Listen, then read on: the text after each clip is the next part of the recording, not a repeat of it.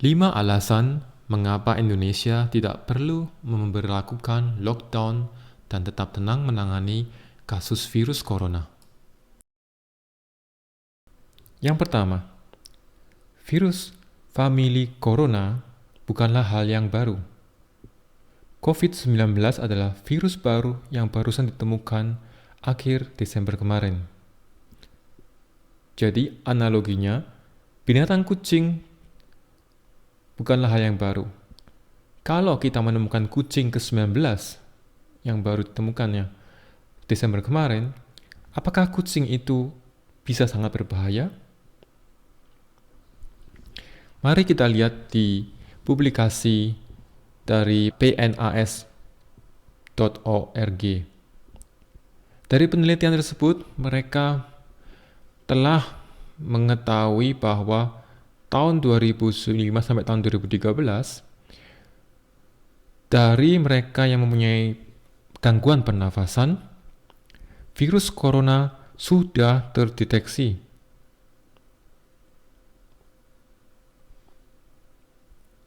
Memang, waktu itu COVID-19 belum ditemukan.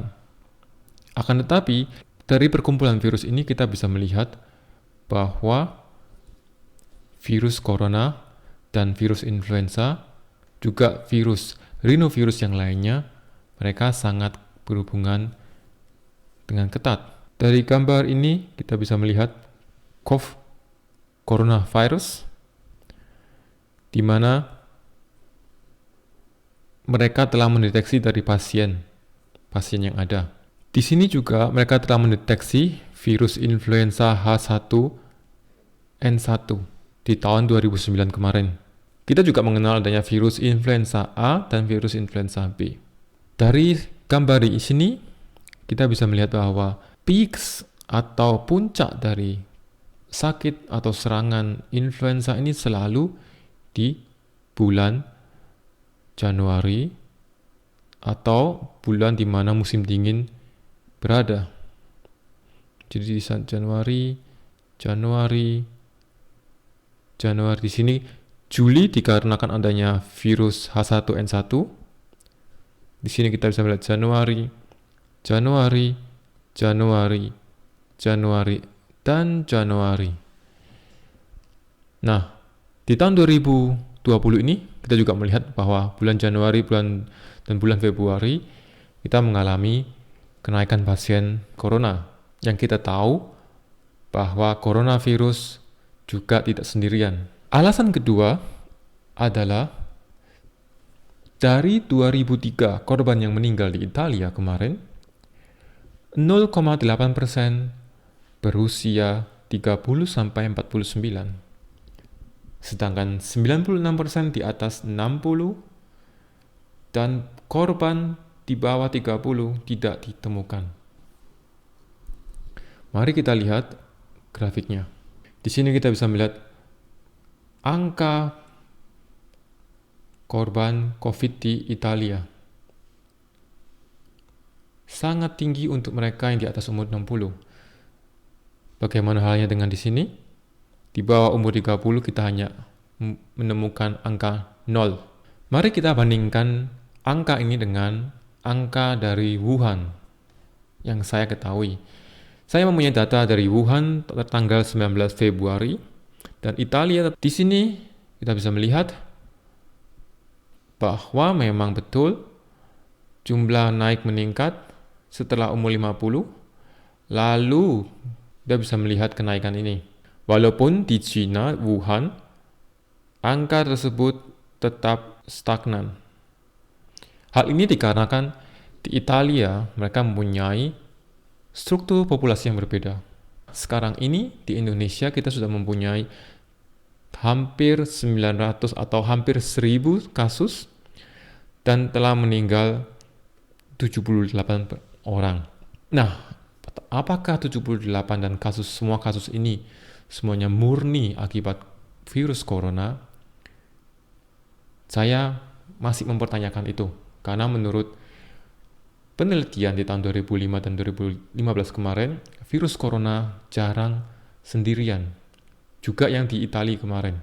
Kita lanjut ke alasan ketiga, yaitu populasi di Indonesia mempunyai struktur yang sangat berbeda dengan struktur populasi di negara-negara Eropa.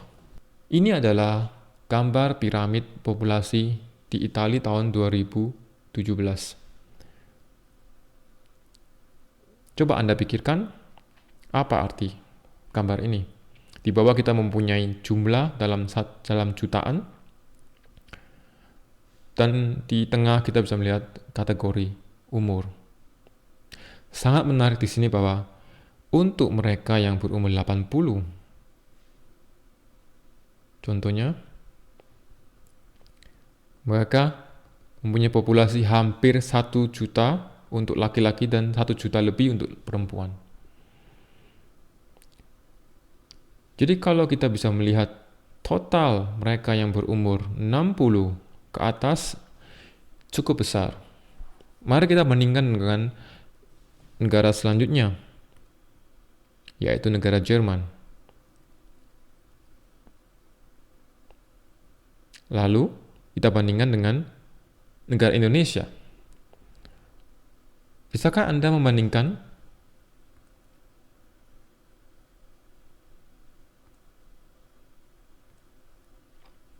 Di sini kita menemukan bahwa perbandingan angka orang tua di Indonesia sangatlah sedikit. Perlu diperhatikan bahwa populasi di Indonesia jauh lebih banyak, cukup banyak orang tua di Indonesia. Akan tetapi perbandingannya sangatlah sedikit. Mari kita lanjutkan dengan Jepang, di mana saat ini Jepang mempunyai angka penduduk yang sangat tua juga, akan tetapi mereka mempunyai tingkat kematian corona yang sangatlah rendah. Grafik ini membandingkan populasi di Italia, Jerman, dan Indonesia. Mari kita lihat penduduk Indonesia yang muda ini.